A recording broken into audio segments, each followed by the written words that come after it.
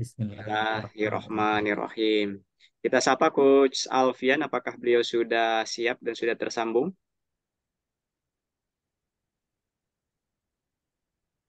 Oke, teman-teman juga nanti ketika Coach Alfian mungkin share informasi atau materi ya, teman-teman boleh juga untuk mengetikkan di kolom komentar ya seputar pertanyaan-pertanyaan mungkin yang ingin disampaikan ya mengenai ini karena kalau bicara project ini intinya ada di selling nih ya teman-teman. Jadi kalau sellingnya nggak sukses, nggak berhasil, nggak lancar, maka tentu nggak akan ada cerita produksi ya, nggak ada cerita serah terima dan lain. Semua berawal dari selling. Nah, malam hari ini kita akan membahas tentang selling ya. Dan alhamdulillah Mas Alfian juga sudah meluangkan waktu. Eh, Mas Alfian apakah sudah standby beliau atau masih Siap, Mas. Mohon izin, belum open ini ya, game? Oke, open video. baik Mas Alfian. Alhamdulillah sudah ada 40 orang nih Coach Alfian Masya siap Allah. membersamai malam hari ini. Masya Allah. Oke, siap, Oke, siap. mungkin kita mulai teman-teman semua materi dan sesi sharing dari Coach Alfian Rendra. Eh, Mungkin dari Coach Alfian, waktu dan tempat kita persilahkan, Coach. Oke, terima kasih. Salam kenal, Kang Maliki. Salam Masya kenal, Allah. Kang. Siap, saya minta tolong nanti slide-nya ditayangin ya. Oke, udah keluar. Saya sapa dulu teman-teman di sini. Bismillahirrahmanirrahim. Assalamualaikum warahmatullahi wabarakatuh.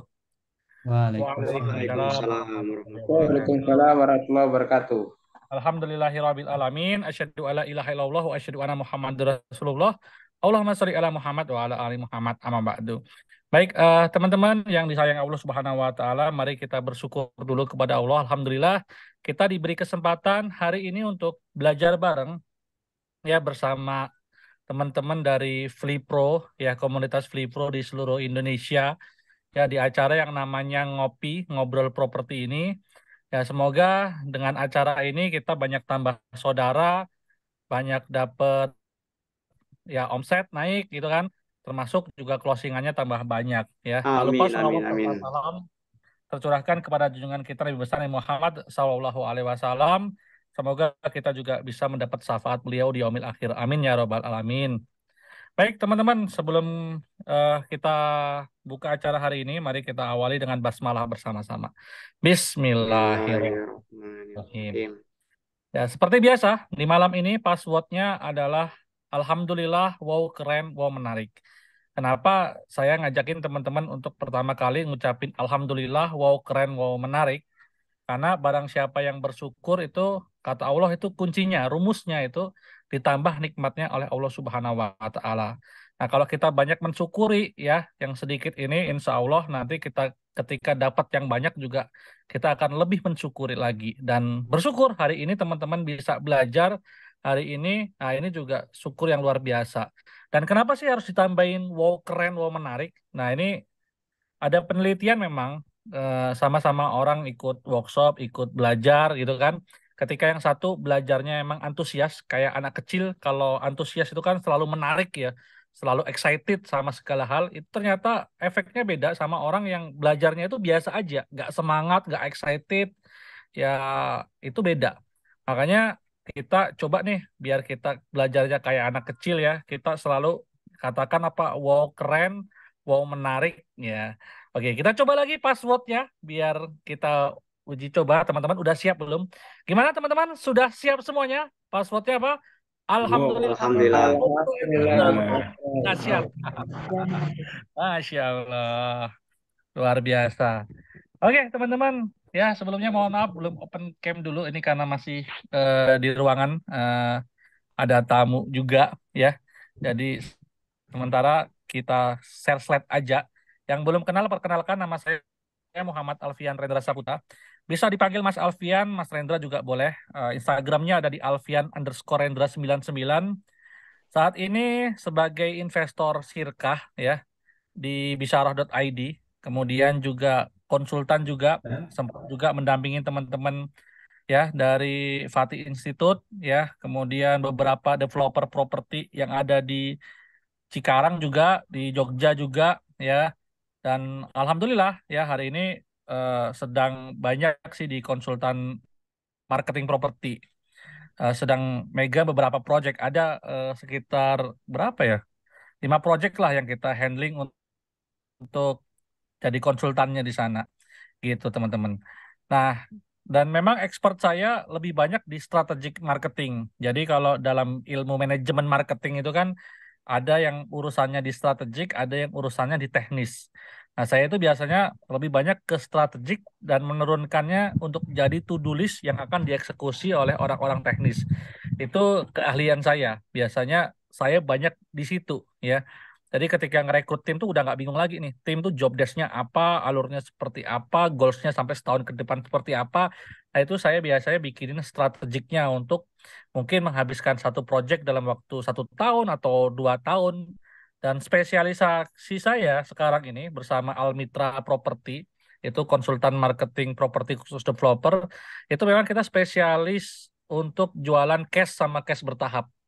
Jadi kita memang mainkan segmen-segmen tipe-tipe investor atau tipe orang yang memang punya duit, ya kan, beli rumah, memang udah punya daya beli, ya, yang mana kita emang fokusnya, ya biasanya diminta untuk para developer ini untuk ngabisin project di awal, ya, untuk nyariin orang-orang yang mau beli cash sama cash bertahap. Nah itu spesialisasi saya. Biasanya emang kita strateginya dengan produk launching. Jadi gathering dan juga survei ke developer. Tapi saat ini menarik sih. Akhirnya saya juga belajar sama Kang Wildan main di fliperan properti. Oh, ternyata fliperan properti menarik karena marketnya sesuai dengan yang saya inginkan, yaitu market cash sama cash bertahap. Makanya di sini bukan saling menggurui, tapi mari kita saling belajar, teman-teman. Dan salah satu teknik yang saya pelajarin dan saya udah pakai dari 2013 itu namanya spin selling. Nah, mungkin teman-teman beberapa udah banyak yang tahu ya spin selling apa, karena ini sebenarnya ilmu yang cukup lama ya. Karena saya tahu ilmu ini dari 2013 atau 2010, saya lupa, udah lama banget. Dan alhamdulillah masih saya praktekin sampai saat ini, walau banyak modifikasi, termasuk untuk saya sendiri, untuk juga tim gitu teman-teman.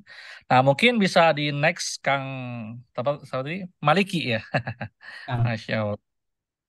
Oke, ini kita lihat teman-teman spin selling. Kenapa sih dinamakan spin selling? Itu karena memang bentuknya piramida.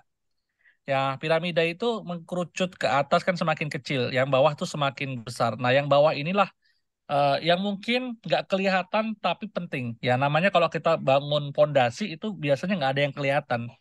Ya, struktur pondasi itu nggak kelihatan. Tapi kalau kita udah mulai ya apa namanya bangun-bangun yang lain baru kelihatan. Nah, di pondasi itu, di spin selling, itu kunci utamanya ada yang namanya mental. Ya, sebagai seorang sales marketing, ya, yang memang selling ini penting, karena kalau nggak ada selling itu kantong jadi kering. Kalau kantong jadi kering ini kepala bisa jadi pusing, ya. Kalau kepala pusing, ya kan, kantong kering itu karena biasanya istri di rumah juga muring-muring. Hati-hati kalau keseringan itu bisa jadi sinting kita. Makanya penting banget kita ngisi kantong ini biar nggak kering. Jadi mulai dari memang mentality. Ya. Saya dulu waktu pertama belajar belajar selling itu yang digojlok itu mentalnya dulu memang. Salah satu inget banget saya waktu itu ikut namanya Bangkrut Game. eh, Sama mentor saya itu diambil itu dompet, kemudian alat komunikasi. Saya diajak pakai mobil, kemudian ditaruh di satu tempat. Ya, kita janjian ke sebuah kafe dalam waktu 3 jam. Saya harus punya duit ya minimal lah 100.000 dalam waktu 3 jam. Wah itu tantangan pertama tuh. Masya Allah ya. Ya akhirnya mau nggak mau ya kita kita itu memang seolah-olah kayak bangkrut lah, nggak punya duit mulai dari awal. Ya kita kan kalau sebagai seorang broker properti itu kan nggak punya barangnya ya. Jadi awal-awal ya kita coba jualin produknya orang. Nah, itu memang mental yang digodok pertama. Baru nanti naik level ya itu ke communication skill. Tapi setelah mental jadi, baru naik ke pemahaman produk, baru ke performance kita ya. Nah, nanti kita akan bahas nih satu-satu, kita mulai dulu dari ya namanya mental. Oke, teman-teman. Masih semangat ya, teman-teman? Gimana? Wow, keren, wow, Masih menarik. Kang. Alhamdulillah ya. Wow, keren. Wow, menarik. Siap, siap. Oke, saya akan mulai dari slide berikutnya ya. Nah, ini kita masuk ke mental ya, teman-teman. Oke. Jadi mental ini dimulai dari big why ya. Saya biasanya mulai sesuatu apapun itu mulainya dari big why. Kalau kita big why-nya itu nggak ketemu, ya biasanya kita nggak punya alasan. Kenapa sih kita harus bergerak? Kenapa sih kita harus closing? Kenapa sih kita harus mencapai goals ini? Nah, big why itu biasanya saya turunkan menjadi 3. Ya, ini ke tim juga saya gitu. Ya, pertama, ya itu adalah alasan kenapa sih harus closing sekarang. Nah, itu yang saya pegang. Kenapa harus closing segera? Ya. Yang berikutnya, kenapa harus diperjuangkan mati-matian? Ya, kenapa dia closing ini harus kita perjuangkan mati-matian? Dan apa dampak positifnya jika kita berhasil closing nih, ya, di bulan ini atau di minggu ini? Tergantung targetnya, ya kan? Bagi masyarakat mungkin, bagi keluarga, atau untuk diri sendiri, jadi tambah pede, jadi tambah semangat, ya kan? Nah, kalau 3 pertanyaan ini bisa kejawab nih, ya. Nah, ini akan lebih memudahkan kita untuk bergerak. Tapi kalau 3 pertanyaan ini kita nggak jawab di awal, itu biasanya ya kita closing ya biasa aja, nggak ada alasan lah yang bikin kita bergerak. Nah, ini teman-teman coba nih tulis di kertas, ayo kita tulis. Karena ini biar praktek. Tahu saja nggak cukup ya, praktek. Coba semua sekarang praktek. Ya, tuliskan alasan kenapa harus closing bulan ini atau minggu ini. Monggo kalau mau ditulisin berapa closingnya boleh. Misalnya hari ini harus closing 2 minimal. Cash sama cash bertahap. Ya. Alasannya kenapa? Ya, tulisin. Ya mungkin mau buat infak, mau buat sedekah, mau buat anak istri, mau buat bayar utang, monggo. Ya harus punya alasan. Tapi alasannya ini harus benar-benar kuat ya. Ya bisa menggerakkan kita. Kalau alasannya nggak kuat, agak susah. Ya, yang berikutnya ya alasan kenapa sih harus diperjuangkan mati-matian nih? Ya. Dan apa dampak positifnya kalau kita bisa closing bulan ini? Nah, ini big way-nya dulu nih ya. Monggo coba silahkan ya, teman-teman tuliskan ya. Tuliskan. Saya tungguin di sini. Slide-nya gede kali bisa disesuaikan. Oke, coba di gedein atau gimana?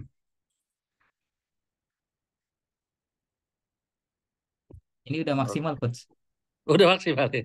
Ya, ya bisa digedein sendiri teman-teman. Ini bisa dipakai kalau Pakai yang jari pakai bisa. handphone bisa digedein. Ya, itu udah. Diputar aja diputar. Normal ini. Ya, oke, oke, siap. Itu.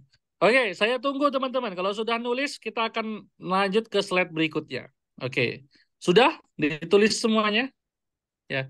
Kenapa harus closing? Ya, bulan ini atau minggu ini? Boleh. Silakan. Silakan. Kenapa? Ya. Bulan kemarin saya habis satu project habis closing 2 cash sama cash bertahap. Ya, itu juga bareng tim sih. Nah, salah satu yang saya praktekin ini juga. Pertama, tim kita mintain untuk apa namanya mentalnya dulu nih kita garap. Oke, sudah. Untuk bayar hutang, masya Allah. Nah, bayar hutang ini mulia sekali ya, luar biasa. Oke, untuk anak istri Gus, wah, masya Allah siap. Oke, oke, kalau sudah kita lanjut ke slide berikutnya, teman-teman. Nah, ini big way. Ini kita masih di mental ya, di mentality. Nah, Salah satu mental yang harus kita miliki adalah keberanian dan keyakinan. Ya. Ini kayaknya sepele ya, tapi teman-teman kalau paham ini luar biasa ya. Jadi kadang itu yang bikin kita nggak bertindak itu karena keyakinan kita yang salah. Ya, ya kita nggak yakin kalau ini bakal nggak bakal closing. Kalau kita ada keraguan di situ, itu biasanya tingkat closingnya rendah. Ya, tapi kalau kita yakin itu closing, nah itu tinggi. Makanya untuk bisa yakin, ya nantinya teman-teman nanti perlu bikin roadmap. Yang roadmap ini atau langkah-langkah ini, plan ini, kalau teman-teman lakuin 99% itu mendekati keberhasilan. Insya Allah, ya kan? Nah, gitu. Dimulai dari memang keyakinannya dulu nih, ya, yang dimainkan. Tapi kalau udah ada ragu nih, aduh closing bisa nggak ya? Terus kita doa sama Allah, ya Allah, eh, closing dong. Tapi kita ragu, wah, bisa nggak ya closing? Nah, itu biasanya nggak closing. Jadi kalau pengen closingnya tinggi, ya tingkat keyakinannya juga harus tinggi. Kenapa begitu, teman-teman? Karena keyakinan ini, ya, keyakinan yang kuat ini akan ya mendekatkan kita kepada tindakan yang benar, ya. Dan tindakan ini kalau kita lakukan konsisten, ya, mau suka mau duka, mau berat, ya, mau cepat mau lambat, konsisten kita lakuin, itu potensi kita akan keluar dan hasilnya tentu luar biasa. Saya pernah punya cerita tentang keyakinan ini ya. Saya dulu meyakini bahwa bahasa Inggris itu susah. Itu keyakinan yang salah ya. Susah. Ya. Sama ada orang yang bilang meyakini bahwa closing itu susah. Ya susah bener. Itu jadi doa. Karena saya meyakini bahasa Inggris itu susah, tindakan saya apa? Saya tuh menghindari semua pelajaran tentang bahasa Inggris. Ya. Terus ada kursus bahasa Inggris juga saya nggak ikut. Ya. Akhirnya potensi saya, harusnya saya itu bisa bahasa Inggris, nggak keluar. Ya akhirnya hasilnya apa? Hasilnya ya saya nggak bisa bahasa Inggris. Berbeda dengan adik saya punya adik yang ada dua orang, yang satu di sastra Inggris, yang satu jago banget juga bahasa Inggris. Padahal kita dilahirkan di rahim yang sama. Cuma waktu itu, waktu SMP kita beda beda tempat, beda lingkungan nih.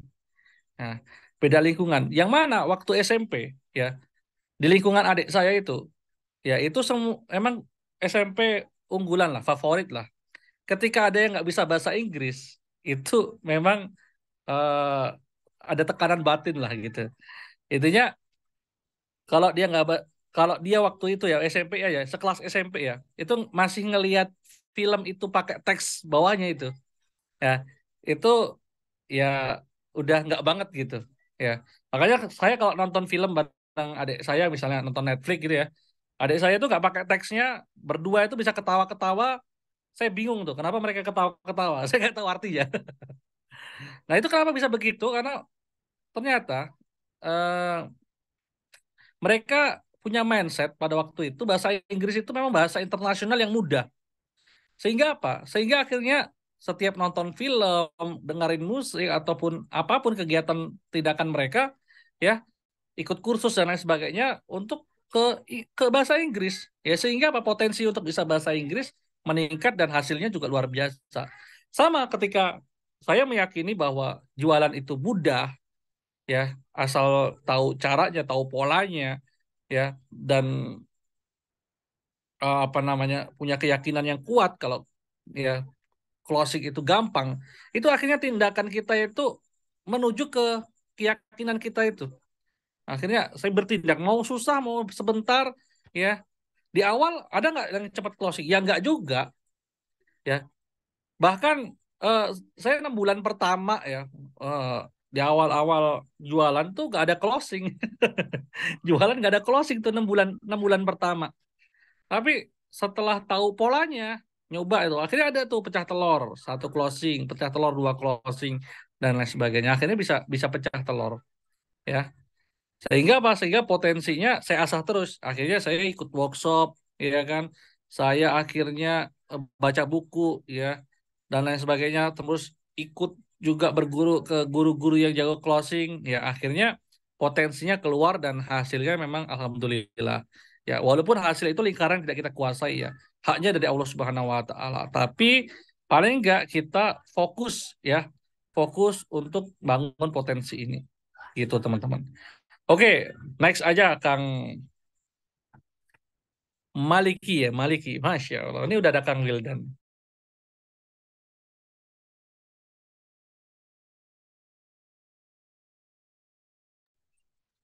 Maaf, Kang. Oke, Oke. siap. Nah, yang berikutnya nih mental block nih ya, teman-teman nih. Di mental ini yang kadang menghambat kita untuk closing, itu adalah mental block kita. Ya, baperan, kita bikin drama lah. Ini kondisi ekonominya begini, begini, begini. Ada nggak yang kondisi ekonominya buruk tapi dia closingnya tetap banter? Ada nggak? Ada nggak? Waktu dulu tuh kemarin waktu pandemi ya, saya ketemu IO, IO yang waktu itu waktu pandemi dia masih bisa jualan loh, masih kan keren gitu. Ya, walaupun memang terseok-seok iya. Ya, cuma waktu itu kan saya tanya, kenapa sih bisnisnya kan masih tetap stay kuat, ya kan?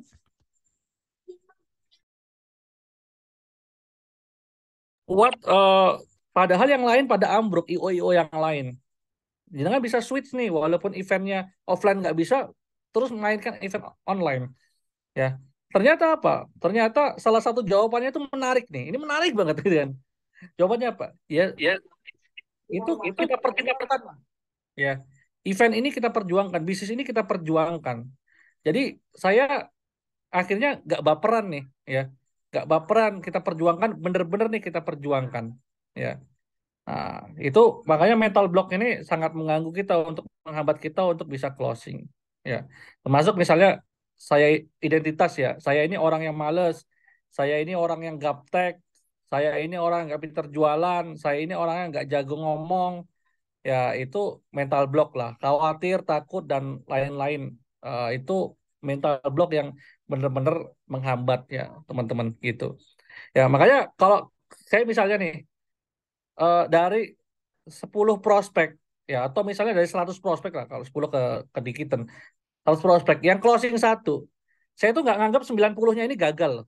Saya nganggap saya itu sudah bersilaturahim, ya, sudah berkenalan dengan, berinteraksi dengan 90 orang. Ya. Jadi itu mindset yang perlu kita benerin nih, gitu teman-teman.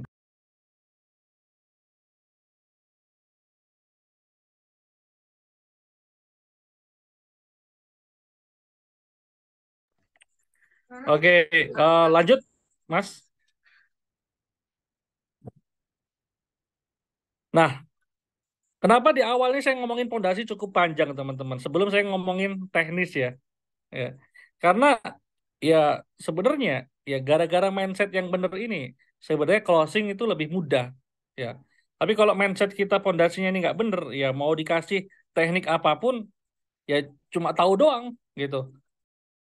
Boro-boro praktek gitu. Biasanya susah prakteknya gitu teman-teman.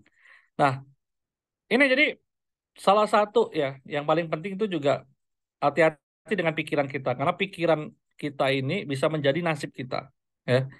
Pikiranmu tuh bisa menjadi nasibmu. Nah, makanya kita itu berpikir yang baik-baik saja.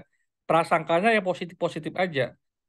Jadi pikiran tuh kayak proyeksi tuh loh. Kalau teman-teman lihat ya eh, laptop itu kan nyetel. Kalau yang disetel tuh tiap hari ya closing, closing, closing, closing. Ya ini nanti yang terjadi tuh closing, closing, closing, closing. Ya. Saya praktikin ilmu ini bener loh. Kayak kemarin apa namanya? Saya pengen punya NMAX gitu, apa ya NMAX lah, PCX gitu ya. Wah itu tak pikirin terus sebulan itu. Lama-lama juga, alhamdulillah ada jalannya tuh. Dapat, dapat closingan bisa gitu kan. Nah, apa yang dipikirkan setiap hari akan bisa jadi kenyataan ya, teman-teman gitu. Next aja, Kang. Nah, salah satu mental yang harus kita miliki adalah mental the winner juga. Nah, salah satu mental the winner nih, ya, next, Kang. Jadi, the winner tuh, ya, dia nggak pernah menyerah. Ya, nggak pernah menyerah. Jadi, salah satu mentalnya apa? Dia tuh punya quote ini, pemenang tak akan pernah berhenti, dan yang berhenti nggak akan pernah menang.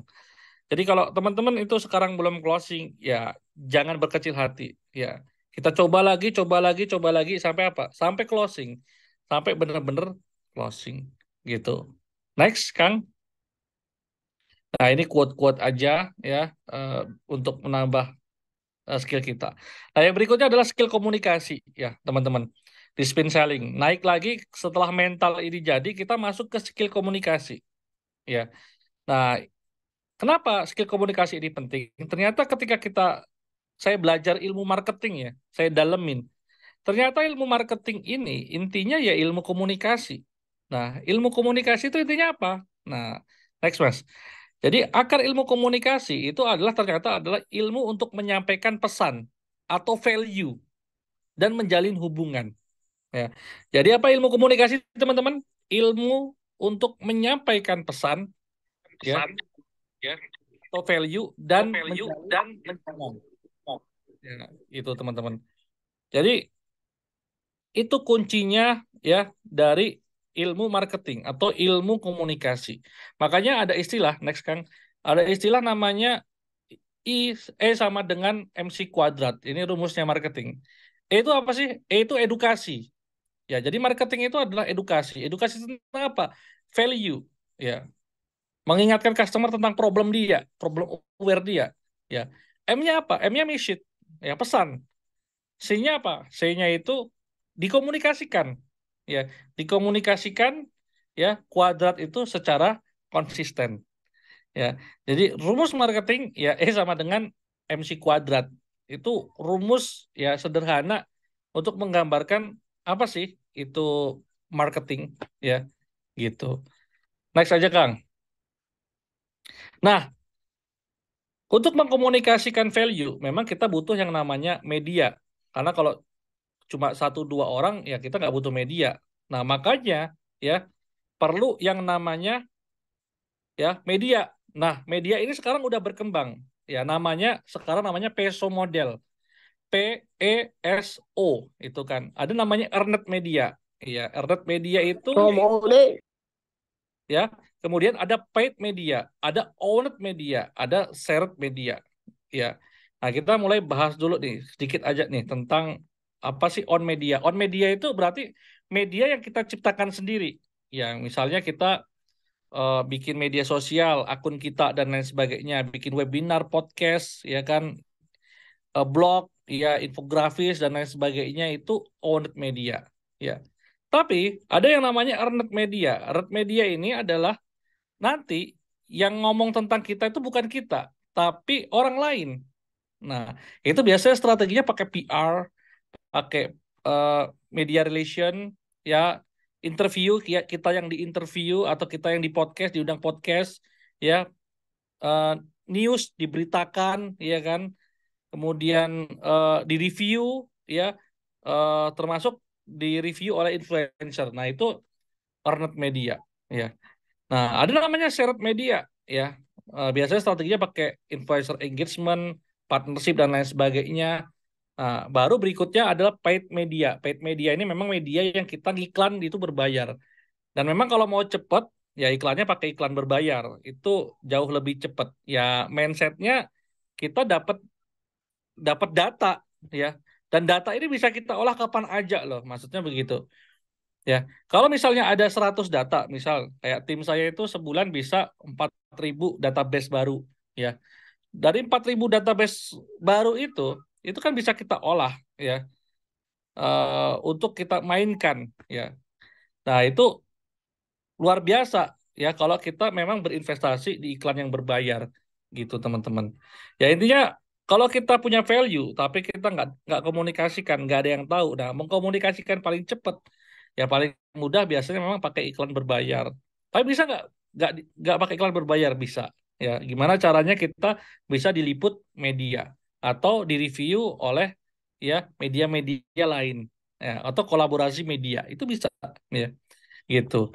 Next aja, Kang. Nah, kuncinya memang ya tadi di ilmu komunikasi tadi kan ilmu komunikasi ilmu apa tadi? Menyampaikan pesan dan menjalin hubungan. Nah, kalau kita udah bisa menyampaikan pesan, nah salah satu kunci keduanya adalah ya ingat rumus ini, no interaksi, no transaksi. Jadi makin banyak interaksi, makin banyak transaksi dan interaksi ini bisa dibangun dua, ya. Bisa di media sosial atau bisa lewat WA atau bisa ketemu langsung, ya. Kalau kita punya buyer-buyer kelas A yang besar-besar, ya bangunlah interaksi nggak cuma online tapi offline. Ya, masuklah ke media sosial dia. Paling nggak kita punya ya media sosialnya dia apa, sehingga kita bisa ngepoin dia, ya ngepoin. Oh dia punya anak, oh anaknya kecil, berarti kita bisa kasih hadiah untuk anak kecil untuk menjalin hubungan sama dia. Ya, kalau kita tahu ya, tahu sales marketing ya in the world itu kan Joy Joy Girat ya. Joy Girat itu di awal-awal karirnya sebagai sales ya, dia itu ngelisting dulu, punya listing dulu 250 orang yang akan dia jaga interaksinya, dia kepoin siapa dia, keluarganya dia, ya termasuk punya duit gak dia, ya. Yang di awalnya dari 250 ini, ya, itu nanti akan ada yang pembeli mobilnya, dia kan jualan mobil. Nah, setelah itu yang udah beli mobilnya ini tetap dijaga interaksinya untuk dia bisa dia jadiin marketers atau affiliate lagi. Ya, untuk merekomendasikan ke keluarganya, ke temennya, ya. Dan dia udah siapin template-nya, gimana cara merekomendasikan produk dia ke keluarganya, temannya, dan lain sebagainya, dan berapa bagi hasilnya, atau berapa komisinya ketika dia bisa mereferensikan ke orang lain. Ya, makanya kalau apa ya, untuk teman-teman yang main properti, wah database is the king hari ini, apalagi udah punya database orang-orang yang memang punya duit, ya kan? Ya itu dijaga terus. Memang ya kalau di market properti itu pembeliannya tidak ya setahun beli satu, yang ada yang kayak gitu, ada juga yang enggak. Tapi memang yang perlu kita bangun itu bukan hanya repeat order, tapi adalah ya yang kita bangun itu adalah 3R tambahan. Ya, kalau tadi kan kalau R pertama itu repeat order. Ya, yang berikutnya adalah review. Ya, review, rekomendasi. Ya, dan memang bangun reputasi kita. Nah, disitulah teman-teman ya harus main di situ. Ya, bagaimana kita membangun interaksi ya. Oh, intinya di tengah era yang memang sekarang interaksi hanya di media sosial gitu teman-teman. Nah, next aja, Kang. Nah, di ilmu komunikasi juga, di communication skill yang teman-teman harus miliki, itu salah satu kuncinya teman-teman harus banyak mendengar baru berbicara. Ya. Nah, ini kuncinya. Kalau teman-teman pengen ya jadi ahli komunikasi yang bagus, itu bukan malah banyak bicara. Kan bayangannya kalau kita jadi sales ya, itu jadi sales marketing gitu ya.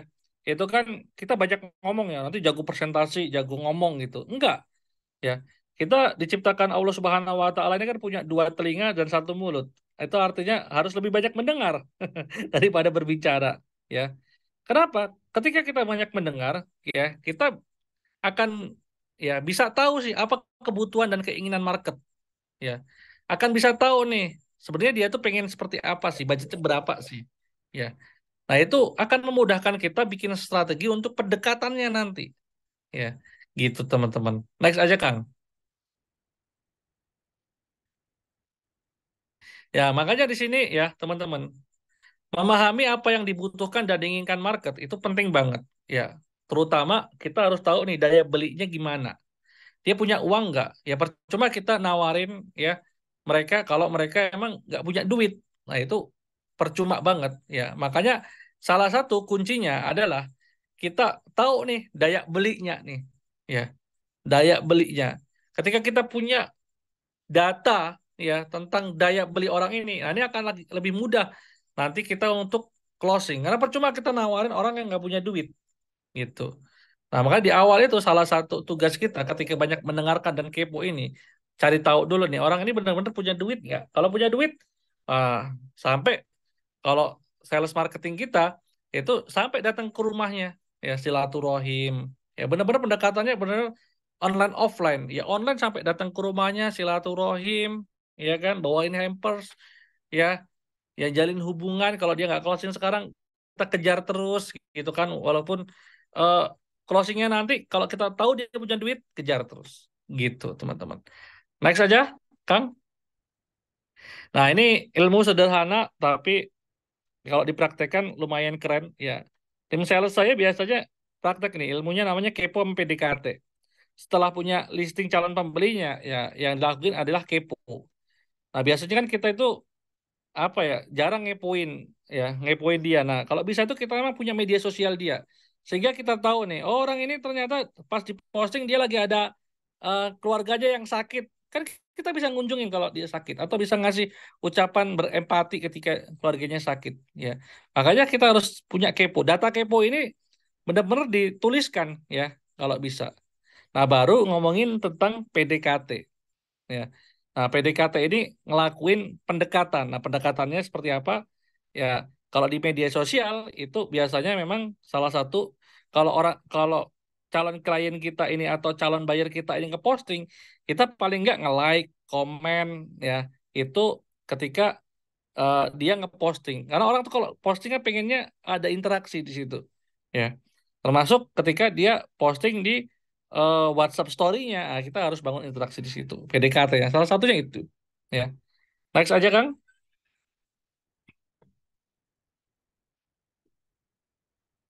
Nah, nanti salah satu caranya juga itu teman-teman bisa gunakan teknik probing, ya.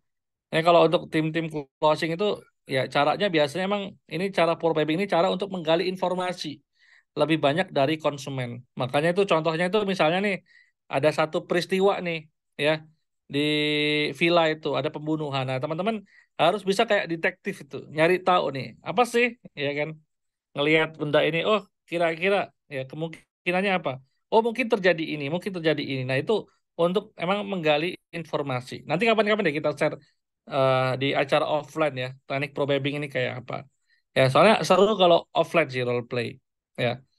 Nah, termasuk kalau di communication skill, ya, next aja Kang, ya. Jadi memang kita harus tahu juga tipe konsumen kita ini, tipe visual, auditory, atau kinestetik. Kalau dia tipe visual, ya berarti kita akan banyak gambarin visual, menggambarkan. Kalau dia mendengarkan, kita mungkin banyak bercerita, ya. Kalau dia kinestetik, kita akan banyak menunjukkan. Nah, nanti itu ada cara-caranya. Itu. Ya itu teman-teman bisa cari lah referensinya. Saya coba gambarin skill komunikasi ini penting. Kalau di spin selling itu nomor 2 setelah mental. Ya, jadi nomor 2-nya itu adalah communication skill. Ya, next. Ya, nah kalau untuk selling, monggo sih, sales teman-teman bisa pakai 2 pendekatan ini. Sales funnel boleh, pipeline boleh. Ya, saya agak seneng yang pipeline sih. Kalau sales funnel biasanya saya pakai marketing funnel, baru di sales pipeline. Ya, kalau di sales pipeline itu ya mulai kita punya kontak. Kalau udah punya kontak, kita klasifikasikan, oh, dia punya daya beli atau enggak, dia warm atau cold atau hot, ya kan. Kemudian kita ajak dia meeting atau survei, ya kan, atau survei lewat Zoom, ya. Kemudian kita kasih penawarannya, ini harga spesial buat dia. Kalau kita udah tahu, ya, dia itu orangnya seperti apa, baru closing, ya, baru minta dia untuk merekomendasikan atau beli ulang. Ya, itu sih yang biasanya saya gunakan pipeline. Next aja Kang. Bisa juga pakai, ya, funnel seperti ini. Nah, ini funnel marketing aja sih. Ya, biasanya kalau rumusnya kan ASPCDL. A itu aware. Ya, aware tuh, ya, orang tuh aware dulu sama problemnya. Ya, kemudian suspek tuh dia data lead yang mau, ya, tapi belum tentu mampu. Nah, nanti tugas kita telemarketing atau tim sales itu gali dia itu suspek ini prospek nggak, ya. Nah, prospek itu ditandai dengan dia punya daya beli nggak, punya uang nggak, kerjaannya apa sih gitu kan, duitnya berapa sih gitu, ya, itu prospek, ya. Jadi kalau prospek itu punya daya beli, ya, kalau di saya, ya, komit, kalau komit tuh dia mau booking fee, mau survei, ya, mau intinya mau interaksi lebih lanjut tuh komit. Nah, kalau deal itu udah closing, ya.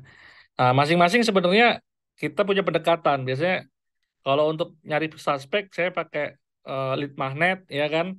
Untuk prospek saya pakai WhatsApp, untuk apa namanya follow up-nya pakai telemarketing juga. Kemudian komit, ya, biar komit saya bikinkan event biasanya untuk survei. Nah, makanya tiap minggu harus ada survei, tiap bulan harus ada event untuk survei serentak. Kalau kita jualannya mungkin agak panjang perumahan, ya kan, baru deal, deal akad gitu, teman-teman. Nah, itu emang yang dipersiapkan kalau di aware, ya, biar dia aware kita lead magnet. Ya, biasanya kalau mau cepet memang pakai iklan berbayar, iklan Facebook, Google Ad, Marketplace berbayar.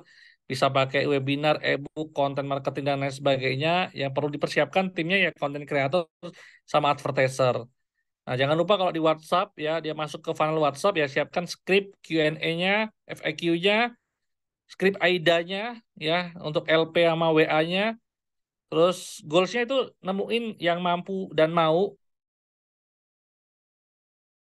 kemudian orangnya gimana di media sosial juga, undang survei online atau offline ya. Nah, baru perform tuh kita memang penampilannya harus bagus ya, physical evidence-nya juga harus keren. Makanya Salesforce tuh deal maker tuh emang harus dilatih biar profesional gitu. Next aja Kang. Ya. Oke, gimana? Masih semangat ya teman-teman? Ini kita masuk ke perform, ke pemahaman produk. Tadi ya, mulai dari mental, communication skill, kita naik lagi nih. Spin selling yang berikutnya adalah pemahaman produk. Ya. Nah, ini penting banget buat kita sebagai sales, sebagai tim selling itu untuk memang paham banget value produk kita dan paham banget. Tadi kan kita udah belajar ya, memahami apa value yang dibutuhkan market atau dibutuhkan calon buyer kita. Nah, sekarang kita harus paham juga produk kita. Apakah value kita ini ya sesuai nggak, market fit nggak dengan calon buyer kita. Nah, kalau ini bisa terjadi, market fit, value yang kita ya butuhkan, value yang kita tawarkan itu fit, ya itu tingkat closingnya akan lebih mudah secara sunatullahnya begitu. Ya. Jadi, tapi kalau ketika kita nggak paham dia butuhnya apa, keinginannya seperti apa, dan kita nggak paham juga produk kita seperti apa, nah itu tingkat zongnya juga akan tinggi. Makanya di sini produk knowledge itu sangat-sangat penting. Teman-teman benar-benar harus paham. Kalau di tim sales saya kita ada role play ya, role play untuk ngapalin skrip ya. Ketika ketemu mereka ada namanya home tour kita ya. Survei serentak itu ada home tour. Ketika tour ya, ngelihat rumah contoh itu kita ada SOP dari bagaimana cara jelasin fasad depan, cara jelasin ruangan dalam, ya kan. Ini pakai apa aja itu kita ada role play latihan dan kalau bisa memang diapal sih kayak gitu. Makanya memahami produk ini penting banget. Ya, next aja Kang. Nah, kenapa ini penting ya? Karena emang ya di atas winning campaigns itu winning product. Ya sehebat apapun kita promosi, kita tawarin kalau produk kita nggak bagus, nggak winning, ya mereka nggak akal beli. Ya, makanya saya kemarin ketemu Kang Don Vito ya, kalau teman-teman ada yang tahu kemarin waktu di Jogja kita sempat ngopi ngobrol. Dia cerita ada agensi ya di Jakarta yang bisa ngasilin 300 M per tahunnya. Ya, dan apa sih yang dilakukan pertama? Kenapa dia bisa bisa segitu? Dia hanya menjual produk-produk yang winning. Dia jualin produk-produknya punyanya Ciputra, Serpong, dan lain sebagainya. Emang dia pilihin produk-produk yang memang udah ada rumah contohnya, udah eh, terpercaya, ya. Developer juga terpercaya. Nah, itu kunci kunci di winning product. Ya di awal dia hanya jualin itu, makanya dia bisa achieve segitu. Ya kalau komisinya 2,5%, ya hitung sendirilah teman-teman berapa.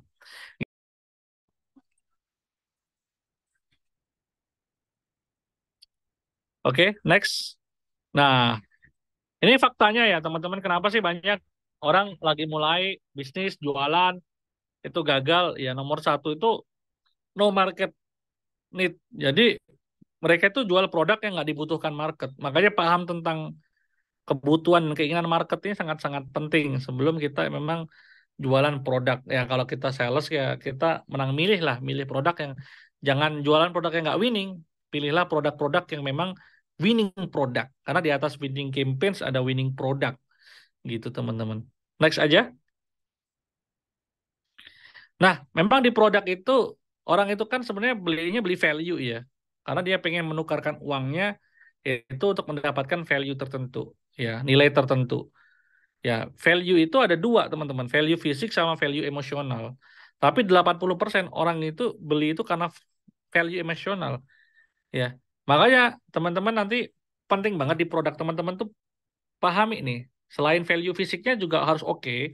Itu value emosionalnya apa sih yang menyebabkan ya dia itu mau beli dari kita, ya. Entah pelayanan kita, entah memang kita mendoakan dia, ya. ya atau kita engage sama dia, ya, deket sama dia, sering komen Facebooknya dia, ya itu value emotion. Karena orang itu beli banyak kan emotional value daripada ya value fisiknya saja. Oke, produknya boleh-boleh sama, ya yang jual restorannya sama. Cuma kalau produknya bagus, pelayanannya jelek, ya kan, itu jadi nggak enak makannya, gitu. Makanya produk yang baik toh itu nggak cukup. Makanya kita menjual itu harus pakai hati juga, jangan transaksional. Bener-bener kita itu punya niatan, ya, itu melayani customer kita, membahagiakan dia, membantu dia mendapatkan produk impian dia. Ya kalau kita produknya jelek ya ngomong jelek, kalau enggak ya jangan jangan bohong lah, jangan bohong. Ya, kita beritahu apa adanya, ya, gitu. Next, Kang. Nah, ini teknis aja, teknisnya ya. Teman-teman harus bikin yang namanya activity list. Ya, biasanya ini semua semua beda-beda sih. Ya sederhananya gini, ya di activity list itu pertama ya listing dulu. Ya kalau kuncinya mainan di properti ya listing listing rumahnya harus banyak, ya listing konsumennya juga harus ada terus, ya. Jadi harus ngelisting terus, ya. Nah, ngelisting itu ya biasanya teman-teman harus punya bank data, makanya tiada hari tanpa adanya lead magnet. Nah, dari listing itu bisa teman-teman cari prospek yang prospek bener-bener teman-teman lakuin pendekatan dan keakraban. Ingat prospek tadi yang punya daya beli ya. Ya, pendekatan dan keakraban itu maksudnya gimana? Nah, kalau kita lihat di slide itu, ya intinya kumpulkan informasi personal tentang dia, hobi dia apa, minat dia apa, ya, kepoin dan riset, ya. Terus cari kesamaan dengan prospek. Oh, prospek sukanya ngomong mobil ya kita ngomong mobil. Kita cobalah belajar hobi mobil gitu kan. Kalau prospek sukanya memang ngobrol tentang golf ya kita cobalah belajar hobi golf. Makanya kalau di market kelas A teman-teman harus paham nih apa, ya. Ya, kemudian bangun trust-nya, ya. Oh, itu slide-nya mungkin bisa digedein, Kang, biar oke. Ya. Nah, itu eh, cari kesamaan, kenali gaya komunikasi dia, ya. Dia itu tipe auditorial atau seperti apa, building trust, ya, edifikasi, bangun interaksi, like, comment, share, posting, ya, di akunnya buyer, ya bangun kesepakatan janjian lah untuk silaturahim datang, ya pas silaturahim datang itu jangan banyak cerita, kita malah banyak menggali dia. Nah, ilmu probing itu caranya adalah untuk mendengarkan problem mereka kita harus banyak bertanya, ya banyak nanya, ya kemudian berikan solusinya kalau dia minta solusi, ya kemudian arahkan mungkin ke survei lokasi, mungkin survei online, ya. Nah, di situ di survei itu kita gali lagi nih, ya. Kesakitan dia di mana? Maksudnya ketakutan dia di mana? Keinginan dia pengennya yang seperti apa? Itu yang paling penting. Bapak pengennya yang seperti apa? Ya. Eh, Bapak masih ragunya di mana nih? Ya, kira-kira. Ketakutannya dia di mana? Nah, gitu. Baru uji klasifikasi calon pembeli. Kira-kira dia punya duit nggak? Ya, coba tawarkan DP dulu. Booking fee dulu, ya kan? Oh, kalau dia dia sanggup nih, nah baru nih bikin offering buat dia, penawaran buat dia, bisa surat, bisa proposal, ya, baru closing, ya, akad, ya, fiksasi desain, revisi misalnya desain fasad yang mau dipakai, ya MOU, baru kita selalu komunikasi yang baik sama klien selama masa pembangunan sampai STB, ya gitu teman-teman. Ini teknisnya seperti itu sih teman-teman, ya dari apa ya jurus-jurus saya tadi ya di speed selling. Ini teknisnya, ini tactical execution lah kalau saya bilang. Next saja Kang. Ya ini terakhir teman-teman. Terakhir ini adalah performs. Ya, jadi untuk bisa ngelakuin perform yang bagus ya, tetap ya kuncinya adalah next Kang adalah latihan, latihan dan latihan. Dan jangan lupa disiplin eksekusi. Ya, nah, saya biasanya kuncinya itu di sini nih. Ya, ya nggak ada orang yang latihan sekali langsung bisa hebat, jago closing tuh nggak ada. Perlu latihan, latihan, latihan atau disiplin eksekusi. Nah biasanya saya pakai tools next mas, pakai 4DX ini. Ya biasanya pakai Excel bisa, ya mau bikin software sendiri bisa. Ada software sebenarnya. teman-teman bisa gunakan disiplin eksekusi ini. Pertama, ya disiplin pertama adalah pilih goal yang terpenting yang paling important. Misalnya goalnya, saya pingin goalnya itu spesifik tuh. eh, satu closing ya per minggu, ya itu dikunci dulu. Atau 4 closing sebulan, itu dikunci dulu. Nah, kemudian disiplin kedua, bikin lead measure atau langkah-langkah yang memang terbukti. Ya, nah, langkah-langkah yang terbukti. Memang diuji coba dulu langkah-langkahnya. Dicari Paretonya yang terbukti. Nah, yang terbukti inilah yang memang konsisten dijalankan. Ya, fokus kita di situ, jalanin ini. Kalau kita konsisten di sini, pasti closing. Ya, baru kemudian disiplin ketiga itu kita harus punya yang namanya papan scoreboard. Ya, biasanya saya tim itu selalu ngumpulin hari ini skornya berapa, skornya berapa. Nah, baru disiplin keempat itu evaluasi, selalu mengevaluasi apa yang udah dilakuin. Nah, kalau 4 disiplin itu dilakuin, ya insya Allah closing itu akan sangat ya bisa tercapai gitu teman-teman. Asal disiplin eksekusi. Next aja, Kang. Nah, kuncinya apa teman-teman? Satu jurus diulang 1000 kali itu lebih baik daripada nanti teman-teman tak kasih banyak jurus. Ini dulu lah praktek. Ini sudah saya praktekin dan udah closing. Jadi kalau ya ini cara saya, tapi monggo teman-teman punya cara lain. Ini kan kita sharing ya. Kita sharing, monggo. Ini udah saya praktekin ya dan memang cukup berhasil ya. Memang saya mulainya memang dari bangun mentality dulu. Itu baru communication skill, baru product knowledge, berikutnya baru perform. Itu di spin selling seperti itu. Ya, gitu. Next Kang, sebelum kita masuk tanya jawab,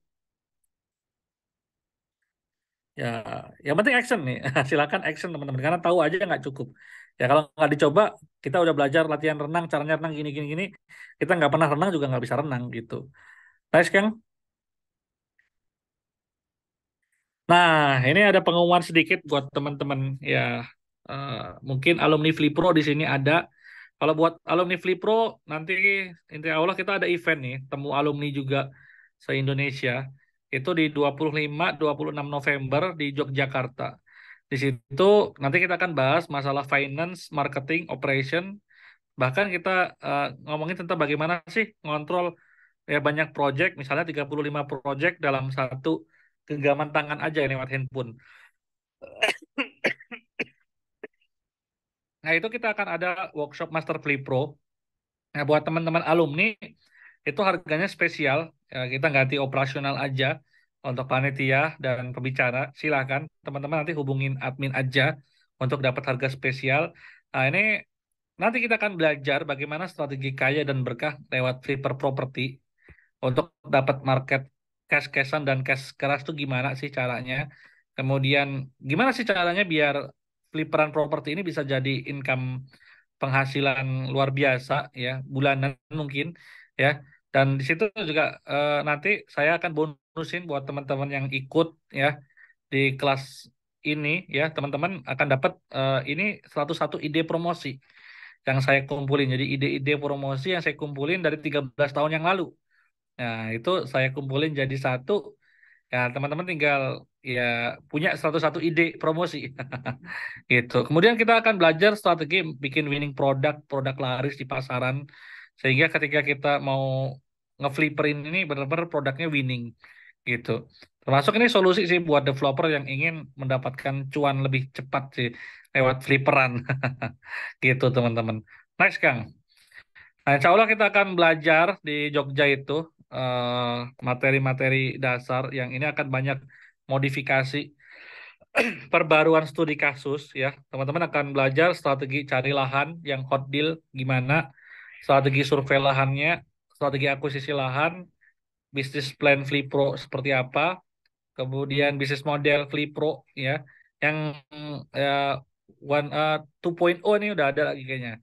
Dasar bisnis Flipro, konsep bisnis Flipro, studi kelayakannya gimana, visibility study-nya, manajemen produksi Flipro, ya nanti manajemen produksinya kita akan belajar juga, termasuk sistem keuangannya, cash flow Flipro, sistem pemasarannya, nanti saya sendiri yang akan mandu sistem pemasarannya, kemudian nanti ada praktek lapangannya. Dan monggo teman-teman nanti ini kelas ini ada kelas prakteknya dan buat teman-teman yang daftar 20 orang pertama itu dari harga 5.700.000 itu harusnya 3.700.000 ya normalnya kita diskon. Tapi buat teman-teman yang daftar ya di lewat webinar ini ya teman-teman dapat harga spesial untuk 20 orang pertama yaitu 2,5 juta aja ya teman-teman silahkan monggo. Nah buat alumni nanti ada harga super spesial lagi silahkan japri ke admin. Japrinya di nomor mana? Tadi di slide sih, di mana tuh nomornya? Bisa teman-teman catat ya nomor adminnya ya. Karena ini biar bisa teman-teman hubungin ya. Silakan catat nomornya di berapa tuh Kang tadi di slide? Atau monggo bisa di-share aja Kang Indra atau In- siapa ya. ini ya Kang ya. Mungkin bisa di-share ke chat ya nomor Betul. Oh, siap-siap. atau juga boleh. Itu aja sih teman-teman sharing dari saya ini sekedar berbagi aja dan itu hanya sekedar teori kalau teman-teman nggak praktekin ilmu yang sederhana ini satu jurus ini ya dipraktekin insya Allah hasilnya luar biasa gitu. Saya kembalikan kepada Kang Maliki ya monggo. Oke. Ma- Terima kasih banyak Kang Alfian, materi yang sangat luar biasa. Mungkin kita pantik lagi nih semangat dari kawan-kawan semua ya, biar mungkin udah ada yang ngantuk dan semacamnya ya. Jadi salam luar biasa teman-teman semua. Siap Sehat. semangat wow keren Wow, wow keren. menarik. Wow, dahsyat. Wow, dahsyat. Oh, menarik. Oh, keren. Masya Masya Allah. Semangat, semangat. Oke, silakan teman-teman kalau masih masih hidup ya, masih berada di Zoom, silakan kirimkan reaction, silakan kirimkan reaction untuk memastikan bahwa teman-teman standby. Masya Allah. Oke, oke. Jadi tadi saya sedikit mereview tiga, ada 4 poin ya. Yang pertama terkait dengan mental dan ada satu hal yang bisa di-highlight bahwa sebenarnya prasangka kita itu sama dengan prasangka Tuhan gitu ya. Jadi kalau kita berprasangka baik, kita berprasangka bahwa kita akan sukses, kita akan bisa closing, maka insya Allah jalan-jalan itu akan Allah dan Tuhan mudahkan gitu ya. Karena berhusnuzon kepada masa depan itu artinya kita berhusnuzon kepada kesuksesan kita, itu menurut Kang Alfian. Terus yang kedua terkait dengan skill komunikasi, bahwa skill komunikasi itu bukan berarti banyak ngomong gitu ya, tapi ternyata skill komunikasi itu harus lebih banyak berbicara gitu ya. Jadi bagaimana kita bisa Benar. influence people Banyak itu adalah mendengar. banyak mendengar, sorry, banyak mendengar karena kita diberikan 2 buah telinga ya dan 1 buah mulut karena memang kita ditakdirkan untuk lebih banyak mendengar daripada berbicara gitu. Dan ini selaras dengan dijelaskan di buku How to Influence People gitu ya, karangan dari Dale Carnegie itu. Jadi teman-teman ini materi yang sangat menarik dan mungkin dari teman-teman ada pertanyaan-pertanyaan, monggo bisa chat di eh, chat room atau teman-teman bisa langsung open mic nih untuk nanti saya persilahkan untuk langsung bertanya ke Kang Alfian dan Kang Wildan. Bangga teman-teman, ada yang ingin ditanyakan? Sharing juga boleh sih Kang nggak usah nggak Ya, nanya juga boleh. boleh. Oke, mungkin Mungkin ada tidak hanya pengalaman teman-teman di sini selling properti seperti apa atau ada kendala curhatan juga boleh. Siapa tahu Kang Wildan biasanya punya solusi-solusi gitu. Curhat gak apa-apa di sini ya. Ini kan forum kita ya. Maksudnya eh, saya pengen komunitas flipper Indonesia ini emang bisa berkembang. Karena ini sebenarnya industrinya potensinya luar biasa ya. Yang mana eh, sebenarnya kalau ini diseriusin bener-bener ini bisa jadi apa ya? Solusi buat teman-teman untuk bisa dapat cash-cashan sama cash keras ya. Karena ternyata ketika kita memang mindset di awal itu mainnya cash sama cash keras itu ternyata ya tadi sendiri tergantung prasangka kita kan. Kalau kita bilang nggak ada konsumen kayak gitu ya, yang ada semua konsumen tuh bisanya KPR gitu. Ya ya udah itu prasangkanya. Ya nyatanya ya eh, Bang Rizal, teman saya ngabisin unitnya di apa namanya di Solo ya tanpa ada KPR, cash sama cash bertahap doang. Kang Wildan ya bisa cerita sendiri ya kan, bisa ngabisin cash bertahap. Ya itu tergantung prasangka kita ya. Dan marketnya masih ada kok, masih banyak kok. Maksudnya ya kalau misalnya oke lah marketnya lebih dikit daripada market KPR-an gitu. Oh iya, tapi kan dikit dibanding 270 rakyat Indonesia. Tapi kan dia jelas punya daya beli. Ya, dan cash flow kita kan asik gitu kan. Ya, udah Betul. izinnya ya izinnya nggak begitu ribet ya di Flipperan, ya cash flow-nya juga asik. Nah, ini menarik nih kalau teman-teman emang serius untuk dalamin Flipperan properti bersama Kang, master guru saya Kang Wildan ya. saya mau nambahin dikit, Kang. Siap. Ya, Boleh, tadi boleh Kang. tergelitik mengenai apa namanya, ini marketnya kecil. Sebenarnya ini adalah market yang paling besar, cuman teman-teman belum peka aja sih, Kang. Jadi kalau menurut Mas Alpian, lebih besar market primary atau market secondary? Gimana Kang? Kalau menurut teman-teman nih, market yang paling besar itu market rumah baru atau primary atau rumah second? Ya, sebenarnya rumah second sih.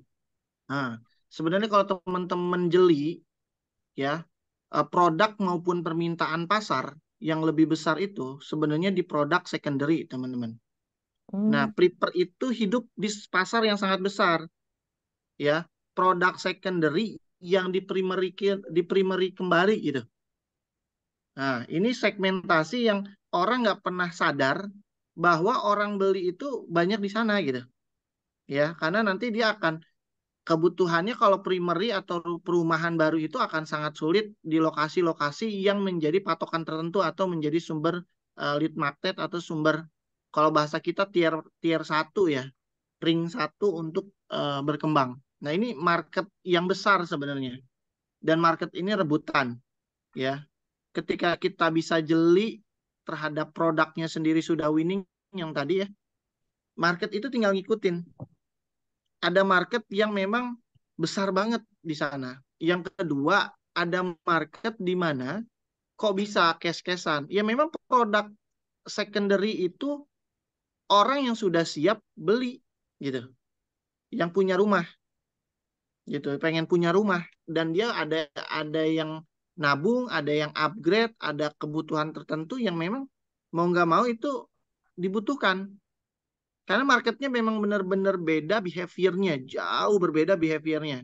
Dan ini market yang luar biasa. Jadi konsep spin selling ini cepat banget. Sebenarnya ada spin selling, ada speed selling. Gitu. Spin selling tadi jelas, itu ada urutannya. Nah, kita bermain di kecepatan speed selling. Bisa dalam waktu jualan singkat ya. Tadi Mas Fauzi kemarin dalam waktu 2 minggu bisa sold out. Ini lagi ditantang lagi Mas. Tadi baru akuisisi lahan lagi. Bisa nggak itu polanya diulang-ulangi kembali? Yang Masya Allah. hitungannya speed selling, semua cash-cashan dan harganya MM-an gitu. Masya Ada Allah. marketnya di situ. Nah, itu yang kita pengen coba, uji coba marketnya sama nggak ya untuk yang bisa berjalan. Ya mudah-mudahan sih nanti bulan depan bisa bisa berjalan yang sama. Kita lagi persiapan project yang baru, tinggal speed sellingnya aja dipercepat. Nanti kapan-kapan kita bongkar bagaimana teknik speed selling itu bisa dilakukan. Siap. Ya, Di buat Jogja yang boleh butuh tuh cash dibongkar flow. kan? Boleh, boleh. Tapi yang perlu digarisbawahi adalah ini ada market yang besar, namanya market secondary yang kita ambil untuk primary. Gabungan dua market berbeda. Nah, ini sangat menarik dan sangat besar pangsa pasarnya. Bahkan kalau teman-teman lebih jeli lagi terhadap produk-produk yang sifatnya rumah kedua, produknya investasi, produknya menghasilkan passive income, capital gain, ini udah nggak berbicara lagi tentang harga. Yang dia dapatkan yaitu tadi, sesuatu yang dia inginkan. Apalagi pangsa pasar kelas menengah atas ya. Ini menarik banget yang orang jarang garap ini sebenarnya peluang pasarnya sangat besar gitu. Nah, ini bisa dilakukan dengan cara spin selling tadi maupun nanti dengan speed selling. Ya, spinnya udah benar ya, teori piramidanya udah benar gitu. Itu keren banget itu. Bener banget, nggak ada yang salah dari setiap program itu detail banget Mas. Alpian ngasih data tuh itu yang kita kerjakan sehari-hari tuh. Sampai 4DX-nya dieksekusi dalam daily activities itu yang kita kerjakan. Dan itu relate banget dengan keadaan yang sekarang. Yang jadi problem itu adalah orang zaman sekarang tuh jualan terlalu sporadis, Mas Alfian. Tidak terhadap pattern atau pola-pola yang itu worth it gitu, menghasilkan. Spin selling ini pola worth it menurut Ane. Antum cerdas banget bisa menyimpulkan dalam bentuk piramida seperti itu. Ini kan teori klasik sebenarnya. Tapi kebanyakan kita yang terlalu akhirnya ke sana ke sini nggak berurutan, nggak ada roadmap-nya gitu. Nah, ini mahal sebenarnya tadi. Materi tadi mahal banget. Kita eksekusi di lapangan mulai dari WIG-nya, daily-nya sampai 4DX-nya. Ini Mas Maliki tim baru kita ya yang memang ngerjain scoreboard-nya tuh harian untuk ngerjain ke sana. 4DX yang dijalankan itu kan bagian dari strategi eksekusi. Kita terlalu banyak teori tapi kurang eksekusi, ini yang jadi problem. Ya, marketing itu perbanyak eksekusi. Kecuali udah tatarannya memang strategikal ya. Tapi di eksekusi ini dengan teknik spin selling tadi, wah mantep banget. Aneh sih tadi nikmatin banget Mas Alpian menjelaskan gitu. Luar biasa. Silakan teman-teman, kita masuk ke sesi tanya jawab. Udah mulai saya bantu ya Oke, Mas udah Maliki. ada yang tanya ini Kang. Siap. Ya, ini ada Kang Arya sama Kang Samsinar ya. Yang pertama Kang Arya, ini langsung satu-satu apa langsung semua Kang? Nah, Satu-satu aja Kang. satu-satu aja. Oke. Yang pertama Asik ya Kang Mas. mau tanya, tahu calon buyer punya duit dan pengen beli, cari tahunya di mana. Nah, ini sebenarnya hampir sama sih sama pertanyaan kedua sih. Maksudnya beda-beda tipis lah. Nah, gimana tuh coach tips dapat market menengah ke atas? Maksudnya berarti kan yang punya daya beli lah ya bahasanya ya. Dan tentunya kalau tadi dijelaskan sama Kang Wildan, di bisnis Flip Pro ini kebanyakan ya tidak melihat harganya gitu, tapi value yang ditawarkan gitu. Nah, di sini, nah, lead selalu ada yang masuk coach, tapi budget di bawah target katanya. Itu coach, mungkin Kang Alfian atau Kang Wildan bisa menjawab. Ya, mungkin saya dulu nanti ditambahin Kang Wildan ya. Ya, brother, Mang. Ya, oke. Jadi ini berdasarkan pengalaman aja ya. Kalau di kita itu memang kita ada urut-urutannya. Ya, tadi kan kalau kita lihat di slide itu kan ada suspek, ada prospek, ada commit, ada deal, ya kan. Nah, dari awal untuk kita dapetin prospek, memang ya kita harus tahu dulu nih, kita mau main di market apa. Ya, kita mau mainin di market yang punya duit, cash-cashan sama ya cash bertahap misalnya gitu, atau tipe-tipe investor. Berarti dari awal memang gaya iklan kita memang segmennya yang seperti itu.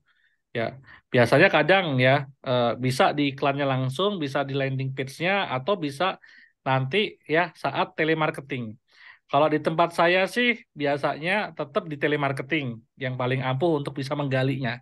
Ya, cuma kalau dari awal itu bisa misalnya teman-teman langsung ngasih harga mulai segini, cuma cash sama cash bertahap. Itu dari awal udah berarti udah menutup orang-orang yang mau KPR-an ya di iklan awal.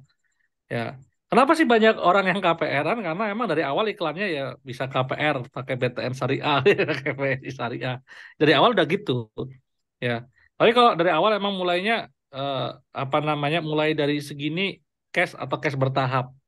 Nah, itu walaupun ya lead-nya memang lebih sedikit daripada kita nggak ngasih harga ya atau nggak ngasih metode bayar, itu biasanya lebih berkualitas karena dia tahu bahwa oh ini cash sama cash bertahap doang nih ya kan dari awal.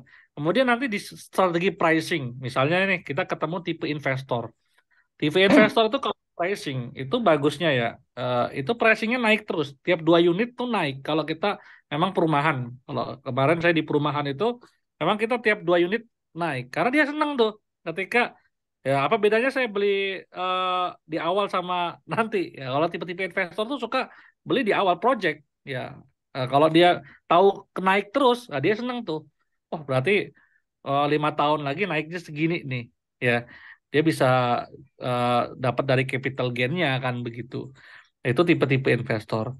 Nah, untuk tipe ini memang marketnya emang kita harus tahu ya, market KPR itu kan berarti pembeli rumah, bukan pembeli rumah pertama rata-rata. Tapi ada sih pembeli rumah pertama yang cash-cashan itu juga ada.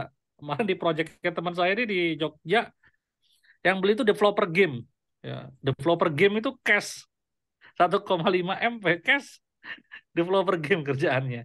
Ya, rumah pertama, rumah pertama. Tapi rata-rata sih, rata-rata kalau eh, itu ya kayak kemarin nih saya closing 2, itu rata-rata mereka rumah kedua, ya, rumah tipe pembeli rumah kedua. Kemarin tuh yang closing 2 ini sama-sama punya anak kuliah di UGM, ya. Ada yang di UGM, ada yang beda sih. Sama punya anak kuliah di Jogja, intinya begitu. Dan eh, mereka itu yang anaknya udah kuliah berarti kan umurnya udah mulai tinggi ya, ya udah mulai gede dan mereka udah punya rumah pertama. Nah, ini pengen rumah kedua ya untuk investasi atau untuk anaknya dan lain sebagainya. Nah, itu tipenya. Nah, cara galinya emang kalau di tempat saya pakai telemarketing sih. Telemarketing inilah yang nanti yang gali. Bapak kira-kira ya kan? Kira kira-kira ini eh, kemampuan bayarnya mau cash atau cash bertahap? Kita adanya cuma cash sama cash bertahap. Bapak kira-kira punya DP berapa? Nah, kalau dia itu responnya bagus, mau jawab, itu kegali itu. Nah, itu nanti dimasukkan ke kolom dia ini kolom prospek. Ya, tadinya suspek jadi prospek. Nah, kalau prospek, kalau kita tahu daya belinya, itu kita kejar terus. Kita kejar terus, apa namanya? Bahkan ya, kalau di tim kita itu sampai ada tim ya kalau misalnya nggak jauh jauh banget keluar kota sampai datangin ke rumahnya, silaturahim ke sana. Kita kepoin ya dia punya anak nggak ya, anaknya lagi sakit kita tahu-tahu kunjungin. Sampai gitu kita tahu kenapa sih kita tahu di anaknya sakit, dia ngeposting, ya kan, dia ngeposting makanya sampai kita kepoin. Nah, market yang punya duit kan, kita bener-bener follow dia, akun dia. Kadang kan kita apa ya cuma sekedar di WA aja. Nah, makanya semua channel dimainin sih, external funneling lah itu namanya gitu.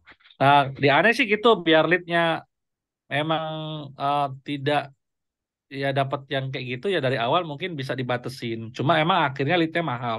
Tapi kalau pengen ya nyari semua market yang ada ya caranya di telemarketing nanti handlingnya untuk menggali daya belinya ya gitu. Mungkin Kang Wildan ada tambahan nih. Biasanya banyak tambahan Kang Wildan. Wah, udah diborong sama antum semua. Tapi sedikit menambahkan aja ya. Yang dikatakan Mas Alpian sudah runut dan sudah benar banget ya. Tapi yang terpenting teman-teman sebenarnya satu, mindset ya. Tadi ini jadi modal ya buat teman-teman, mindsetnya udah. Jadi kayak kayak Mas Takung gitu loh, semesta mendukung. Kalau kita memang mencari segmen yang kuat, mindsetnya benar itu datang sesuai dengan apa yang kita doakan atau apa yang kita tuju. Yang kedua, dari awal memang sudah mensegmenkan target market tersebut gitu ya. Terlihat dari apa? Misal dari demografinya ya, sejak nge-adsetin iklan itu udah disetting. Misal dari segi umur lah, itu udah pasti kita setting ya. Nggak mungkin kita umur di bawah 25 tahun. Settingan kita pasti di 35 atau 40 ke atas. Yang memang secara kedudukan sudah mapan, secara keuangan sudah dapat, dan lain-lain. Yang ketiga mungkin nanti secara apa namanya, secara behavior maupun ininya ya, kelakuannya atau kedudukannya biasanya yang kita kita lakukan. Nah, untuk ngepoinnya paling benar, paling paling benar ngepoin tuh ada dua cara. Satu, ngepoin digital. Ngepoin di awal digital itu yang kita lakukan biasanya kan ada 5C ya. Apa? Kebutuhan, keinginan, kemampuan, keputusan ya, sama karakter. Karakter ini yang akan kita profiling. Gimana cara profilingnya? Di awal ya kita profiling. Paling simple adalah profiling kita lewat get kontak ya. Lewat get kontak kita akan kepoin media sosialnya. Apa profesinya itu paling paling gampang gitu ya. Jadi langkah awal pasti tim CS yang dilakukan di awal pasti buka get kontak. Ini siapa? Tagline-nya apa? Hashtag-nya apa? Tinggalnya di mana itu ketahuan semua dari get kontak gitu ya. Dari situ baru kita ambil ke media sosial yang tadi Mas Alpian lakukan. Lewat status-status WA-nya sama media sosial Instagram terutama ya, dengan Facebook-nya itu di profil. Bahkan kalau saya sampai ke website-nya, sampai ke LinkedIn-nya, itu baru ketahuan. Ini sesuai nggak dengan 5C kita? Gitu. Dari situ baru kita akan membuka pertanyaan-pertanyaan terbuka ya, yang sifatnya menggali dan mendengarkan. Nah, ini biasanya tadi probeling ya. Kalau tekniknya probeling salah satunya di CS dilakukan di sana. Baru teaching leading biasanya yang dilakukan. Nah, itu membuka ini orang punya duit nggak? Ini mau bisa beli cash kagak? Nanti kan panelnya akan ke sana gitu ya. Jadi itu tips untuk kita bisa ngegali dia masuk di segmentasi mana. Memang sengaja bener banget kita setting di awal. Yang kedua penggaliannya ya, terhadap penggaliannya gitu. Kita ada produk 300 juta 3 rumah gitu. Murah kan? Bukan produk menengah atas, tapi segmentasinya jelas. Itu buat investasi karena bentuk kita kontrakan, bukan untuk rumah tinggal. Jadi udah terfilter terlebih dahulu. Jadi selain mindset mental, tapi memang produk winning yang mengejar terhadap menengah atas, walaupun murah, udah jelas gitu. Jadi segmentasi ini jadi utama gitu untuk kita nyeting terhadap jenis setting data iklan yang akan kita lakukan. Itu yang biasa dilakukan.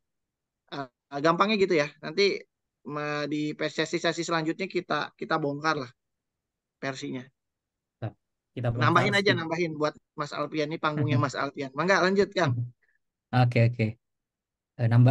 Mungkin ada pertanyaan lagi nih, Kang Alfian dan Kang Wildan.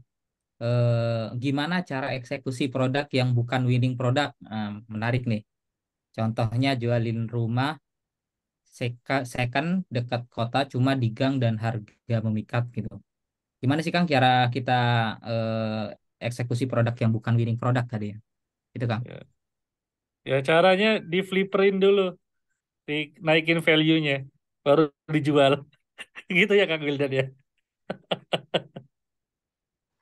Ya, ya dijadiin winning dulu lah. Ya kalau kita mau jualan apa adanya, nggak di flip dulu, ya berat memang ya. Kecuali emang jual di bawah harga pasar, itu rebutan, ya kan? Nah, misalnya memang apa namanya produknya nggak di develop dulu. Cuma kalau kita mau flip dulu, itu value-nya akan sangat-sangat naik. Walaupun mungkin di gang sempit, makanya dicek dulu value-nya apa nih yang bisa dimainkan. Ya. Mungkin Kang Wildan tuh bisa sharing ya, pernah Ya, jualan di gang sempit ya, di Jasmine itu gimana tuh caranya tuh? ya ini Itu saya ngalamin beberapa kali ya. Bahkan dulu kita buat produk di gang sempit nggak sampai 3 meter ya. 2 meter iya, ya. Masuk mobil saya aja datang ke situ. bolak-balik susah. Mobil Jadi aja susah tuh. sebenarnya gini, kalau ngomongin jelek, produk tuh pasti jelek. Bahkan saya punya kawasan hektaran ya, puluhan hektar Waru Farmland itu jalannya kecil banget selama 2 kilo, Kang. Pasti market ujung-ujungnya ngeluh gitu.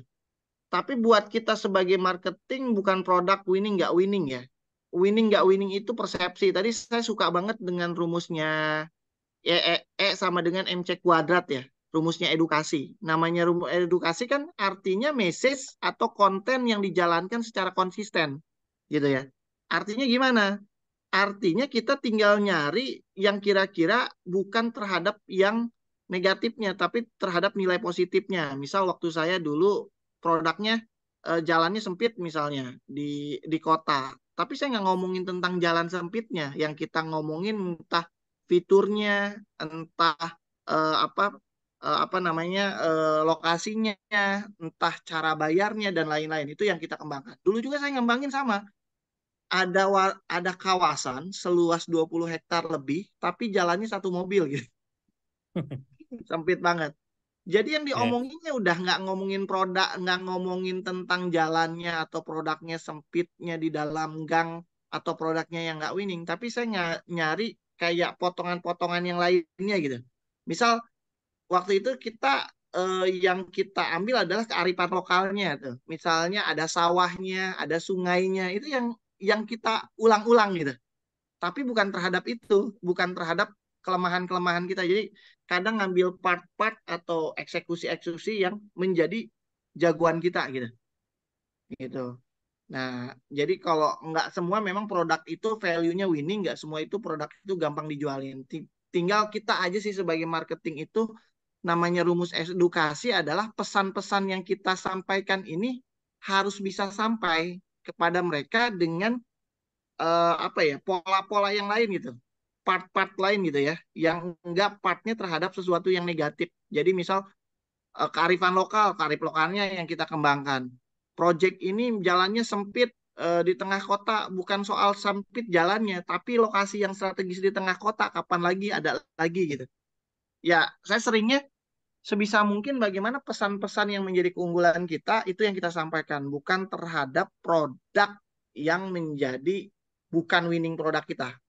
Jadi sekali lagi semua itu tergantung edukasi atau persepsi yang kita sampaikan, ya, message, pesan, persepsi yang kita sampaikan secara konsisten kepada konsumen. Konsumen tadi EMC kuadrat paling benar banget itu. Rumusnya edukasi itu persepsi kita, ya, persepsi yang positif dari sisi kita sampaikan kepada konsumen. Diulang-ulang yang ujung-ujungnya jadi sebuah pembenaran kan, gitu loh. Oh, ini produknya bagus, ini produknya udaranya segar apa, itu akhirnya dimainkan dan akhirnya semua menerima tentang itu. Itu paling benar rumus EMC 2 kuadrat dari rumus Einstein ya, teori atom. Tapi itu rumus edukasi. Ya, jadi sekali lagi jangan dulu ngomongin nggak winning, itu kan persepsi sisinya kita atau persepsinya orang lain. Tapi fokuslah kepada nilai tambah atau value yang kira-kira menjadi buyer value terhadap market. Itu tambahannya aja. Enggak, Mas Alpian? Ya, memang kalau Master Flipro itu hebat, bisa mengubah ya yang nilai apa ya, yang negatif bisa jadi positif. Nah, itu memang harus diacungin. Master. Kang, sebenarnya yang kurang dari sisi marketing saat ini tuh satu, Kang. Design thinking. Nah, itu kalau kita memang bisa berpikir terhadap design thinking, nggak ada sesuatu yang sifatnya jelek, gitu. Ya. Semua bisa kita setting dengan yang namanya ya tadi, kalau kalau kalau di kantor kan seringnya objection ya, handling objection. Oh, ini persepsinya ininya belum matang, legalitas belum selesai, harganya mahal. Ah, pokoknya itu objection ini bakal muncul. Tapi kita berfokus bukan terhadap permasalahan itu, tapi terhadap solusi. Maka marketing yang baik adalah punya yang namanya design thinking. Pola itu penting banget, yang mahal banget. Jadi bisa mensolusikan terhadap problem-problem yang tadi produk nggak winning. Nah, people tuh banyak banget bermain di design thinking, gitu. Nah, kemampuan design thinking ini yang harus kita latih sebagai marketing, gitu. Untuk bisa, oh ada problem, semuanya ada solusinya, semua ada keindahan, semua bisa diatasi gitu, beres. Ya, bisa memetakan ini sesuai porsinya masing-masing dan lain-lain. Ini yang kita perlu latih. Kadang-kadang kan kita hanya nerimo gitu ya. Oh, dari developer dikasihnya ini, product knowledge-nya ini. Ya udah, memahaminya hanya sebatas partnya dari sisi developer, tapi enggak part-part dari sisi customer atau dari hal-hal yang sifatnya lebih winning lagi. Ini banyak contoh kasus yang kita akhirnya menyerah kepada keadaan. Nggak bisa gitu. Tadi mentalnya udah jelas banget tuh yang dijelasin sama Mas Alpian. Tapi ini penting banget keilmuan. Nanti bahas ya. Mungkin siapa yang ngisi ya, boleh nanti kita ngisi tentang design thinking yang harus kita miliki untuk bisa mensolusikan terhadap problem-problem atau masalah yang bakal timbul hingga menjadi sebuah solusi dan bisa menjadi value nilai yang sangat bermanfaat. Gitu tambahannya dikit. Ya, keren, keren, keren. Ya, jadi emang kuncinya bagaimana mengubah ya masalah menjadi anugerah gitu ya. Kalau gampang aja begitu tuh. Kuat hari ini. Ya, jadi kadang emang keluhannya para sales kan, Bang, ini kan gangnya sempit jadi susah closing. Bang, ini kan apa namanya desain 3G-nya kayak gini ya kan. Bang, ini ya oke kalau kita fokusnya di masalah akan ya jadinya masalah terus yang kita gambarkan. Tapi kalau kita fokusnya tadi di kelebihan, ya itulah tugas kita sebagai seorang flip pro gitu kan. Makanya flip pro ini memang tugasnya bagaimana mengubah ya properti biasa menjadi luar biasa, ya. Dan memang design thinking itu keren banget ya. Karena design thinking ini kan sebenarnya frameworknya kan itu yang ngembangin dari Stanford ya. Stanford University itu waktu itu bagi kebingungan gini. Kan para desainer ya, desainer produk terutama, desainer produk itu kan nggak bisa dipola tuh cara mikirnya. Jadi mereka tuh orang kreatif. Wah, akhirnya kan oh ternyata desainer pun, desainer produk itu bisa dipola ya, sehingga dia bisa bikin produk yang winning ya. Ngepolanya gimana? Ya kan mulai kalau design thinking kan mulai dari problem dulu kan, problem. Ya, problemnya apa nih? Nah, Nanti gimana caranya nge-switch ujung-ujungnya itu di akhirnya. Problem ini tuh bisa jadi solution malahan. Malah gara-gara problem ini kita punya solusi nih. Ya, ini solusi buat orang yang punya problem seperti ini. Ya, mengubah masalah menjadi peluang ini memang kapan-kapan deh kita coba cari pakarnya design thinking di Indonesia ya. Siapa termasuk desain produk karena memang Flipro ini tantangannya memang kita harus menghadirkan produk yang memang dibutuhkan dan diinginkan market yang update. Makanya design thinking sangat disarankan untuk kita bisa paham nih produk-produk yang memang eh, bisa kan tugas kita mengubah yang nggak winning jadi winning kan gitu. Itu sih keren keren kan. Siap. Oke. Cukup kali ya. Ya, Nanti kita oke. ini mudah-mudahan teman-teman bisa gabung bareng-bareng ya. Sebenarnya banyak banget temuan-temuan baru di dunia flipper yang wah luar biasa ternyata. Setelah kita dalami banyak hal-hal yang menarik yang bisa kita kembangkan. Termasuk tadi bagaimana kita bisa mengembangkan design thinking sesuai dengan buyer value. Itu PR banget. Nggak semua orang ngerti bahwa oh ternyata produk kayak gini lagi minati market langsung laku gitu. Oh bentuk kayak gini gitu yang di desain. Nanti kita bongkar lah satu persatu ya.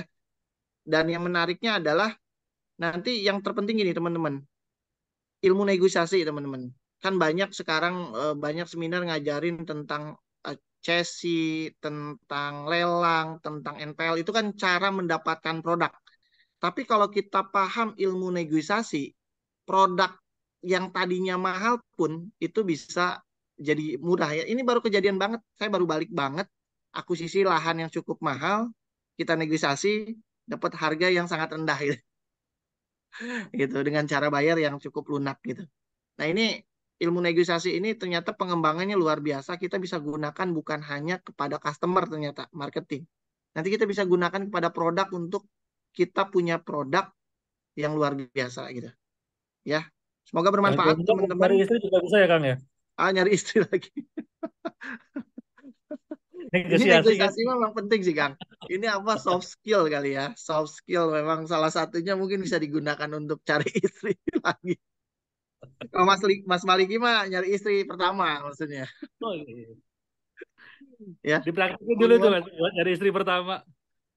Negosiasi. Mangga, mangga. Silakan nanti kita gabung ya di Jogja. Sekalian juga kita nanti ada apa namanya Tour de Japa ya. Salah satunya di Jogja ya dengan Mas Alpian. Yang beda Ya. spesial tuh Mas Alpian nih ngomongin tentang marketingnya hatam lah semua. Saya tuh kadang-kadang oh udah diterapin. Teorinya baru dapet dari Mas Alpian serius. Itu namanya spin selling saya udah tahu gitu. Karena udah dieksekusi. Saya banyak dapat insight ya dari Mas Alpian Renda ini luar biasa. Jadi dia bisa menteorikan apa yang menjadi eksekusi. Misalnya kayak funneling SPCDL kita itu kan bahasa bahasa kita, tapi dia bisa kemas dengan cara yang mudah dipahami gitu. Keren gitu. Dahsyat, dahsyat. Ya. Oke. Saya kembalikan lagi ke Mas Maliki untuk Ya, penutup ke Mas Alpian. Mangga. siap. Terima kasih Coach Wildan dan Coach Alfian atas materinya sangat luar biasa ya. Tentu tadi di highlight ada desain produk ya untuk akhirnya mengubah di produk yang nggak winning jadi produk yang winning. Dan tentu nanti mungkin next pertemuan kita bakalan bahas banyak terkait dengan tadi ya eh, speed selling ya. Dan yang kedua nanti bakalan bahas terkait dengan design thinking insya Allah gitu ya. Atau itu bakalan dibahas spesial di Jogja ya. Jadi teman-teman jangan lupa untuk daftar di nomor yang sudah di share oleh Coach Alfian di 0812 2225 8600. Oke, mungkin terakhir ada kata penutup ataupun eh, hal-hal yang ingin disampaikan atau di-highlight oleh Coach Alfian. Waktu dan tempat dipersilahkan, Coach. Siap, oke. Buat teman-teman ya, eh, saya saranin untuk investasi layar ke atas sih. Yang mana di event ini, ya insya Allah ini event kolaborasi ya. Dan ini eh, jarang-jarang sih kita adakan, dan ini tahun ini cuma ini kita adain. Ya, jadi kita emang banyakin praktek daripada emang teorinya. Makanya, tapi di event kali ini kita pengen ngundang sih teman-teman alumni, ya, termasuk teman-teman yang belum bergabung di Flipper Property untuk ikut acara ini. Nah, ini mohon maaf, acaranya nggak jadi di Oktober sih, karena ini ada acara roadshow juga, Kang Wildan. Kita jadinya di November, ya. Dan silakan teman-teman buat 20 orang pertama, ini udah ada daftar 3 sih di kita, ya. Silakan ambil harga spesial karena besok Senin harga naik kata Venirus begitu, ya. Silakan, ini untuk 20 orang pertama teman-teman dapat harga spesial 2.500.000. Ya, karena kalau udah 20 orang pertama selesai, kita akan masuk ke early bird. Ya, early bird di 3,5 juta, ya. Eh, Kalau normalnya kita rate-nya di 5.700.000, ya. Itu kalau di yang 5.700.000 sudah plus inap. Tapi kalau yang 2.500.000 ini belum sama inap ya, teman-teman. Jadi gitu, monggo teman-teman, di sini kita akan bahas tentang finance, marketing, operation, dan sistem ERP Flipro, ya. Termasuk, ya, nanti kita akan belajar bersama Master Flipro. Yang mana eh, salah satu yang memang pengen kita bangun itu adalah, ini bisa jadi komunitas Flipro Indonesia ini bisa jadi satu apa ya, eh, pemasaran bersama sih. Saya pengennya besok mau ngobrol sama Kang Wildan tuh di situ tuh, ya. Ini kan project alumni banyak nih, rumah-rumahnya. Yuk kita listing bareng, kita coba kita pasarin bareng-bareng. Kayaknya seru nih, ya.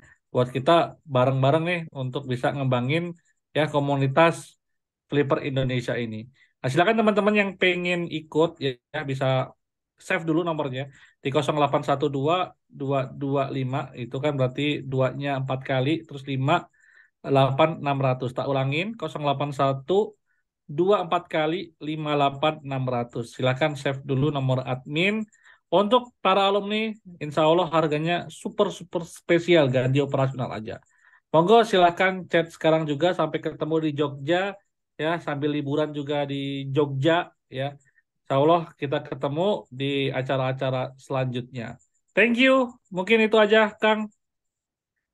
Oke, terima kasih Coach Alfian dan Coach Vildan. Salam luar biasa. Salam luar biasa teman-teman semua. Wow, dahsyat, wow, keren, wow, semangat. Oke, terima kasih banyak. Akhirul kalam. Semoga teman-teman semua mendapatkan apa yang teman-teman inginkan ya di materi kita pada malam hari ini, dan telah banyak insight yang sudah di-sharing oleh Coach Alfian dan Coach Wildan. Semoga kedepannya nanti kita bisa bertemu lagi di acara-acara selanjutnya. Mungkin saya kembalikan lagi ke Kang Fauzi ya selaku tadi pembuka acara. Terima kasih. Izinkan saya pamit undur diri. Assalamualaikum warahmatullahi wabarakatuh. Waalaikumsalam warahmatullahi wabarakatuh. Wah, luar biasa nih Mas Maliki. Insya Allah Mas Maliki ini akan jadi partner kita ya teman-teman. Kalau bahasa aktivisme volunteer kali ya. Jadi Mas Maliki ini insya Allah akan terus membersamai kita di acara ngopi-ngopi berikutnya ya teman-teman. Dan terima kasih juga Coach Wildan dan juga Coach Alfian atas waktunya malam hari ini. Tentu semua akan menjadi semakin hangat, semakin dekat ya teman-teman kalau kita bisa jumpa di pertemuan offline kita di Yogyakarta ya teman-teman. Oleh karena itu jangan lewatkan dan kita maksimalkan kesempatan untuk bertemu di bulan November ya teman-teman. Jadi masih ada waktu buat teman-teman ini untuk menyiapkan diri segala sesuatunya. Bahkan kalaupun teman-teman masih ada sedikit bimbang, ragu dan lain-lain, boleh kontak admin ya teman-teman. Jadi untuk discuss dan lain-lain sebagainya. Terima kasih teman-teman Mas Maliki dan semua peserta yang hadir, ada 40 juta orang nih masih standby. Kita tutup dengan sama-sama membaca hamdalah. Alhamdulillahirabbil alamin. Kita sama-sama istighfar, astagfirullahalazim, astagfirullahalazim, dan doa menutup majelis. Subhanakallah. Hatur nuhun, wassalamualaikum warahmatullahi wabarakatuh. Waalaikumsalam warahmatullahi wabarakatuh. Syukran.